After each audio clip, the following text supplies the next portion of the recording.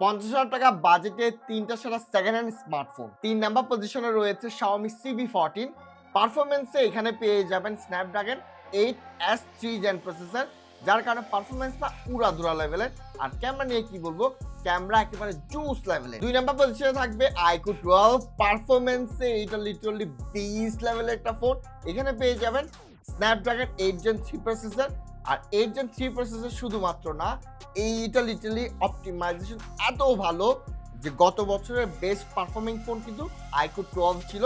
আর ক্যামেরাটাও বেশ ভালো। 1 নাম্বার পজিশনে চলে আসবে Vivo X100 প্রসেসর। পারফরম্যান্সের জন্য এখানে পেয়ে যাবেন Dimensity 9400 প্রসেসর, যার কারণে পারফরম্যান্স তো বুম লেভেলের। তবে ভাই এটা ক্যামেরা না একেবারে জুস লেভেলের। এইবার হয়তো আমরা Vivo X200 Pro দেখে সবাই ভিভোর অ্যাপ্রিসিয়েট করা শুরু করছি, কিন্তু লেগেসিটা শুরু হয়েছে বোথ আগ থেকে। এবং Vivo X100ও কিন্তু বেশ ভালো একটা ফোন ছিল।